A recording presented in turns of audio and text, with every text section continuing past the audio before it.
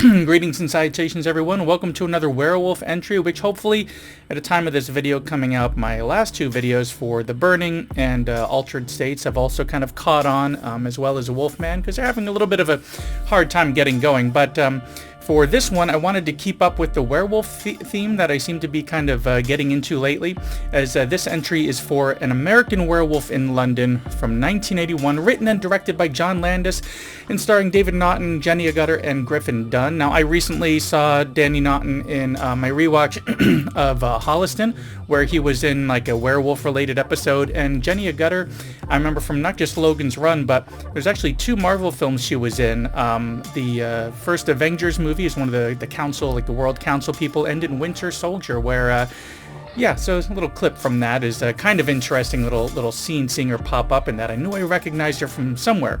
But anyways, the synopsis for this retro film here is as follows. American college students David Kessler and Jack Goodman on a walking tour of Britain are attacked by a werewolf that none of the locals will admit exists. Jack dies, David recovers in a hospital where he's having nightmares.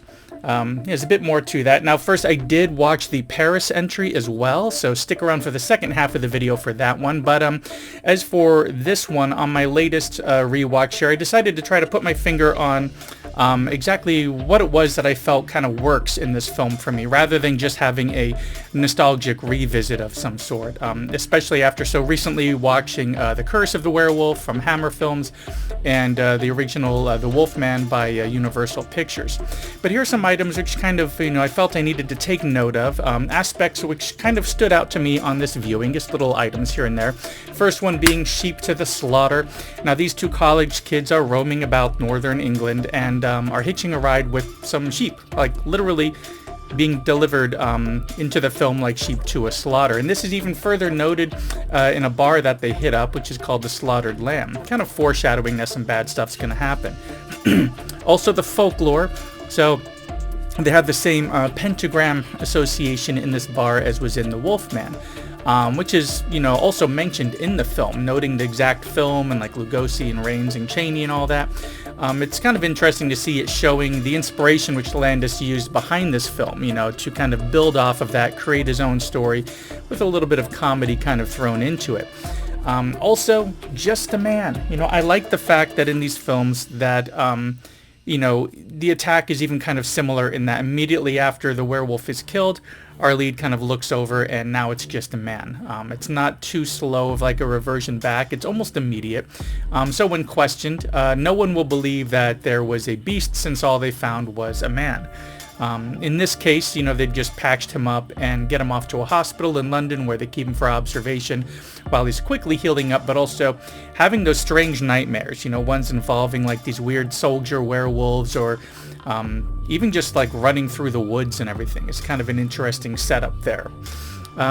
Very quick one here is Frank Oz. I'd completely forgotten we have Miss Piggy, aka Yoda, aka Frank Oz himself in this one. He also shows up in Landis' later film Spies Like Us. He's one of those actors who I feel like I recognize him mainly because of his voice. Because whenever he uses just his regular voice, you could still hear that little bit of Miss Piggy and Yoda in there. Another quickie here would be the music. I was looking at the soundtrack because I noticed that there's a lot of moon-related music in this. We have Bad Moon Rising, Blue Moon, and Moon Dance, which is kind of a nice touch. And of course, the big one here, special effects. Now, this is a very popular aspect of this film, probably one of the most, as, it's those special effects that are often talked about. Now, obviously, this is pre-CGI, so it was all practical, but it was groundbreaking for the time and holds up really well to this day. When it is practical and it's executed well, it holds up for decades. It looks tactile, real, gross, and scary. So the entire sequence is not even that long, but Naughton's performance makes it seem so excruciating, which of course it would be, but we get the sound of like the bones creaking and growing and his screams of immense pain give us this truly amazing scene that holds up now 45 years later. And finally, the tragedy. So with tragedy, like Curse of the Werewolf and the Wolfman, the tragedy of there being no way out of this situation for our lead. It's set up early on as he sees the ghost of his friend who was killed by a werewolf, who every time he shows up he's kind of decomposing a bit more. filling him in on what this curse is. Which in this film is that if you're killed by a werewolf, you kind of wander the earth as like this half-dead spirit form that can't move on, only able to be seen by someone who is connected to that werewolf, such as one who was infected by it. It isn't enough that the werewolf itself is killed, the one that had killed them, but their entire line needs to be cut off, which is a nice touch. So as long as the one who is infected and survived is out there, they still wander the earth, so they need to die. That person needs to die. Something that his friend and these other ghosts in this scene in this movie theater that were taken out by him as he was a werewolf are trying to kind of convince him to take his own life, because that's the only way they can move on, is if that line is ended with our lead character dying. So we have that tragedy is imminent. Even the nurse helping him out and one of the doctors, whether they believe he's a werewolf or not, know that he's in danger, because even not believing, knowing that he believes he's a werewolf could get him hurt. And it happens. We get this very tearful ending, but the souls are freed now, so that line has been cut off with that death. The tragedy is, again, what I feel makes this film and other, good werewolf films work for me. The serious ones. I mean, ones like Teen Wolf and similar comedies, they're comedies first, so there's no tragedy needed. Same thing with the Underworld films, in that they are, in my opinion, more action films first, so they can get by with less tragedy, even though the Underworld ones still have kind of a tragic backstory as far as where the werewolves came from and how they were kind of enslaved to be these hounds of hell for the vampires. But there are some other werewolf films that I do want to check out. The only previous ones I'd done for the channel before these recent ones, I was actually just The Howling, which I will link to at the end, as well as the Underworld movies. Even though they are more werewolf and vampire and more action related, like I'd said, so they feel like a different beast entirely. Pun definitely intended.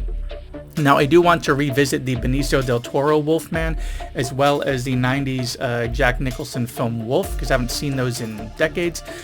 I recently rewatched Silver Bullet, but I think I'm going to wait until I'm done reading Cycle of the Werewolf before doing a rewatch of that, to maybe, make a little 80s video about that one as well. But I think I learned my lesson with the Dracula films in that I need to not go quite so hard into them, because if I'm seeing too much of that over and over, the later entries can tend to feel kind of played out. So I'm going to take a little break from the werewolf ones, work in some other films and everything, and then come back a little bit later down the line with a few more werewolf films. But I did check out the sort of sequel in a way, An American Werewolf in Paris from 1997, which I hadn't seen probably since it first hit home video, and the synopsis for this one is as follows. An American man unwittingly gets involved with French werewolves who have developed a serum allowing them to transform at will. Well, I had a thing for, I still have a thing for Julie Delpy, ever since Before Sunrise, and it was only amplified with Before Sunset and Before Midnight. But this one was definitely lacking something. While I did enjoy that they tried something different by kind of fleshing out the story more, something just never had me returning to it, despite that Delpy crush for years. So, in this one, our American is in Paris with two friends from college doing their Daredevil tour, trying to get these little points that they earn by doing different extreme stunts or for hooking up. Total dude bros, not very likable. Now our lead is going to bungee jump off the Eiffel Tower, which, looking at the shape, it just doesn't make much sense, as I feel like he would just slam into the side of it. But, you throw in Delpy's character jumping off, trying to take her own life, being caught in what seems like this endless fall to the ground that should have been about 5 seconds. Somehow the rope carrying both of them safely until she is let down gently on the ground. I don't know, there's just a lot of that kind of stuff going on. A little too silly at times, especially, and while the fleshing out of the story by trying to create a cure, which some are using certain versions of it as like a way to just transform whenever they want, it gave us more to work with, but didn't really land well for me. More on that in just a minute. But as far as the effects go, you would think that the effects would get better with time, but this was the 90s, had 90s CG.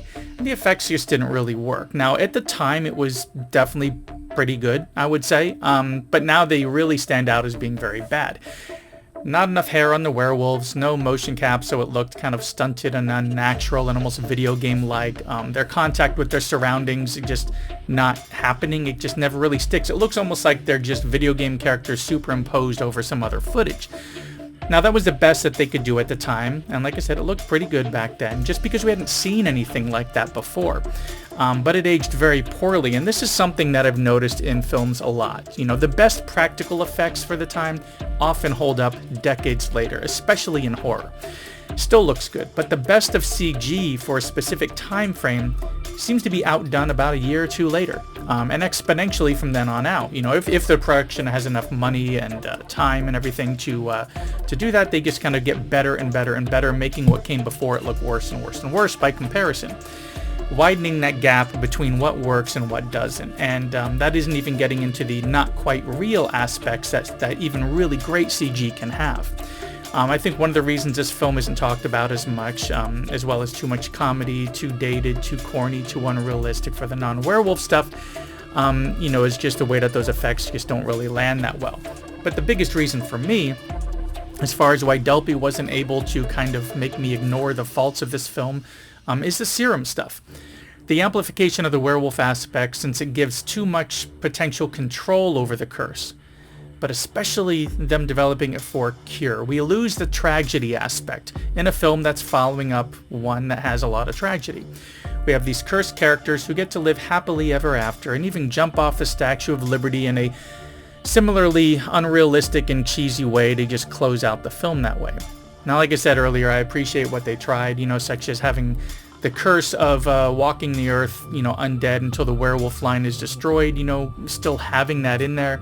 Changing up the location, trying to simply do more, even with the effects that they attempted to pull off back then, but it just didn't really land for me. Even if I were bungee jumping off of something and you grab me and attempt to help me down safely like Delpy, I just wouldn't land safely.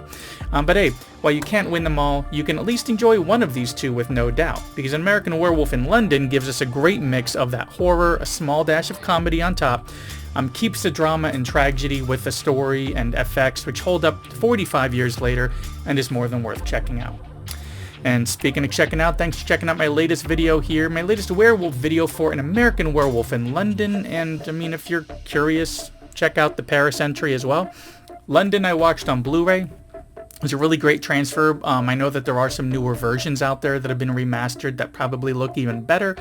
But at the time of this video, it is on AMC Plus and Shudder, though I believe it's leaving within a week. But it still shows as available on Tubi, which is where you can find Paris as well.